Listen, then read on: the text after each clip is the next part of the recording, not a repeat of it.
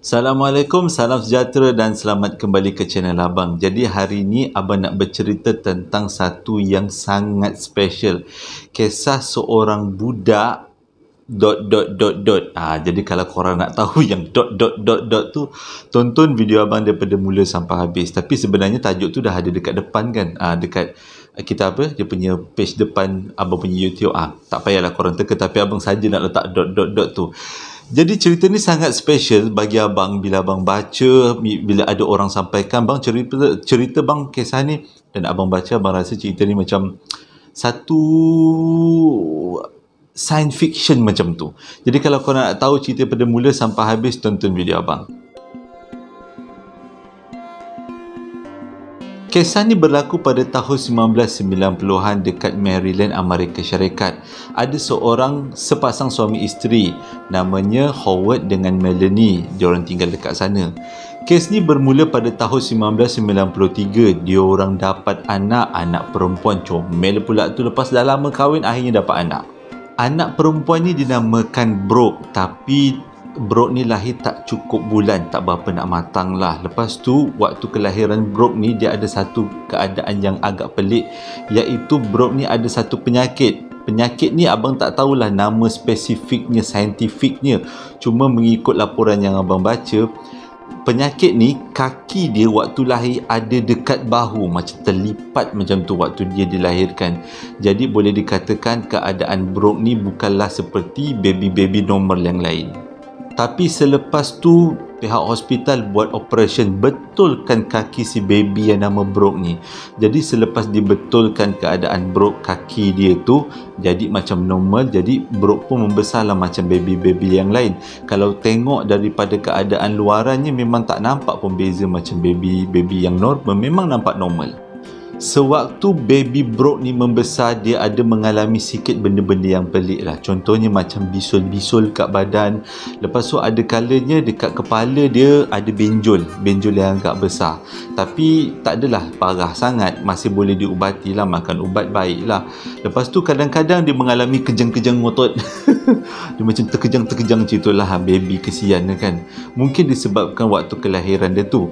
Tapi pada umur dia 4 tahun ada satu peristiwa yang pelik, iaitu dia tidur selama 14 hari tak bangun-bangun. Dan mak bapak dia ingat dia pengsan, tapi bila dia kejut dia bangun lah tu, dia tidur balik. 14 hari jalan tu. Dan perkara ni membuatkan mak bapak Brooke rasa risau. Yelah, anak tidur 14 hari, lama kot, bukannya kejap kan. Jadi bawa lah si Brooke ni pergi hospital. Doktor pun cek lah. Waktu doktor cek tu pun macam tidur lagi. Dia tak bangun-bangun lagi. Jadi lepas doktor buat x-ray, tengok ambil darah, yang waktu dia tidur tu, doktor berkesimpulan mungkin si Brooke ni ada ketubuhan dalam otak. Tapi selepas 14 hari, Brooke tiba-tiba bangun sendiri, macam tak ada apa-apa berlaku. Jadi selepas dia bangun ni, mak bapak dia bawa dia semula ke hospital, cek lagi sekali. Tak ada tumor ke otak dia, cantik je. Jadi mungkin tak tahulah, Abang pun tak tahu apa. Jadi mak bapak dia ingat dah tak adalah benda-benda buruk, penderitaan anak dia tu mungkin dah tamat lah kan. Tapi lepas Brooke berumur 5 tahun, 6 tahun, ada satu benda yang pelik. Sepupu-sepupu dia semua dah makin besar, dah makin cerdik. Tapi Brooke ni stuck dekat umur 4 tahun. Dia punya keadaan badan macam budak umur 4 tahun. Dia punya pemikiran macam budak umur 4 tahun. Tak membesar. Itu menyebabkan satu benda yang pelik. Dan sekali lagi mak bapak dia ni rasa risau. Kenapa anak dia tak besar-besar? Anak orang lain semua dah berlari, melompat, menipu mak ayah. Gelak lah. Tapi si Brooke ni macam tu lah juga, comel aja. Jadi mak bapak dia bawa pergi hospital lah, nak tengok apa benda sebenarnya anak dia ni. Doktor pun tak tahu nak buat apa. Antara langkah-langkah yang doktor ambil adalah terapi hormon, iaitu memasukkan hormon supaya dia menjadi dewasa lah, mengalami pertumbuhan badan, pertumbuhan minda. Tapi tak jalan. Macam tu juga umur 4 tahun. Lepas tu ada satu masalah. Brooke ni susah nak makan sebab dia punya kerongkong dia tu mengecil. Jadi terpaksa masukkan salur untuk masukkan makanan dalam badan. Terapi hormon dah, lepas tu x-ray pun dah tak jalan, tak tahu apa puncanya. Jadi sekali lagi diorang ambil sampel darah daripada Brooke, sampel badan daripada Brooke. Diorang buat test DNA, nak tahulah macam mana keadaan DNA Brooke. Tak ada, okey, normal. Kromosom dia okey. Jadi kalau siapa yang lupa-lupa kromosom, tengok balik apa tu, biologi. Kalau saya ingat abang, kalau lelaki-lelaki kromosom X campur kromosom Y, kalau perempuan-perempuan X dengan X. Tapi si Brooke ni okey je, kromosom tak ada apa-apa. Dah doktor perlu pening, dah kenapa budak ni macam ni. Bila doktor semua dah tak tahu, diorang pun menamakanlah penyakit Brooke ni sebagai sindrom X, macam X-Men lah juga. Jadi sebab dah tak tahu kan, semua test dah buat.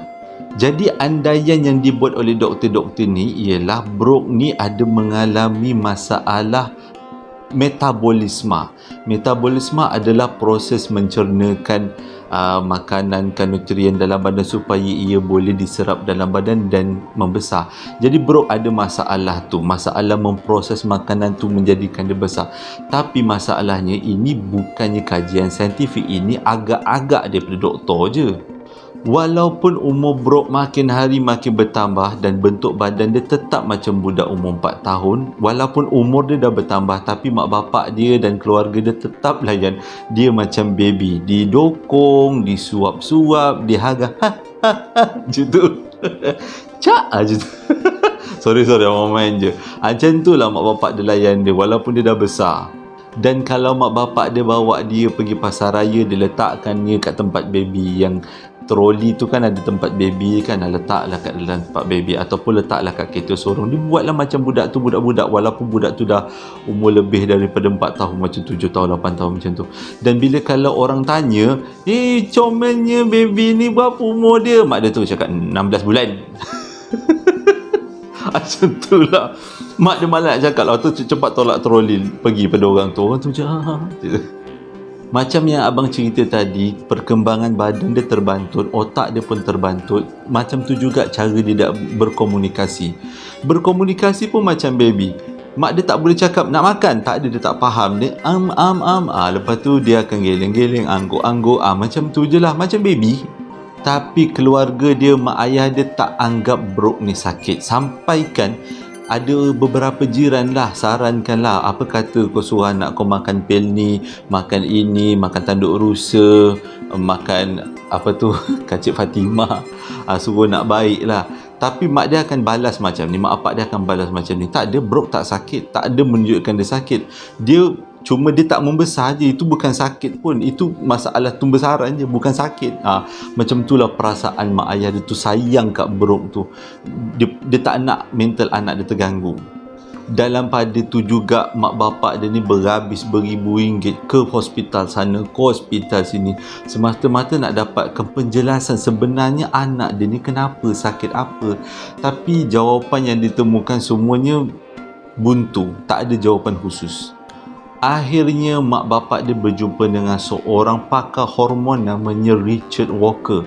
Dan selepas dia berbincang-bincang dengan Richard Walker dah tengok Brooke, akhirnya dia buat kesimpulan berkemungkinan Brooke ni badan dia mengalami pertumbuhan yang tidak sekata. Contoh, otak berkembang satu hari 1 cm, tapi tangan memanjang satu hari 2 cm, kaki pula memanjang satu hari 4 cm. Tak selari, semuanya tak selari, tak serentak. Kalau baby biasa kan tumbuh serentak, kalau otak 1 cm, kaki pun 1 cm. Itu contoh lah nak cakap kan. Ya, tapi dia punya kesimpulan ni adalah dia punya pertumbuhan tak sekata. Jadi disebabkan pertumbuhan dia tak sekata tu, tiba-tiba pada umur 4 tahun semua pertumbuhan dia stop macam tu aja. Macam tak perlulah bertumbuh besar lagi. Macam ni je lah agaknya lah badan dia cakap macam tu. Contoh yang paling dekat, walaupun dah umur 16 tahun, otak Brooke ni tetap macam budak-budak lagi, umur 4 tahun. Cumanya tulang dia dah memang tulang umur orang 16 tahun. Kulit dia macam kulit orang umur 16 tahun. Kau macam pernah dengar kan, macam ada filem kan yang macam ni, yang kalau tak silap abang, Brad Pitt ke yang berlakon. Dan ada beberapa pakar juga berpendapat penyakit Brooke ni macam penyakit Parkinson, tapi lain pesen daripada Parkinson. Tapi dia punya simptom-simptom dia ke arah-arah macam Parkinson. Tapi makin hari keadaan Brooke makin teruk. Sebabnya sistem pertahanan badan Brooke macam sel darah putih dan juga sebagainya tu dah semakin hari semakin menurun. Dan walaupun keadaan Brooke tu macam baby, tapi dia senang sakit. Pada umur 20 tahun keadaan dia makin teruk sampai nak bangun pun tak boleh. Baby lah kan, tapi bentuk macam baby. Cuma kulitnya dah makin matang, tulang dia dah makin batang, cuma tak membesar.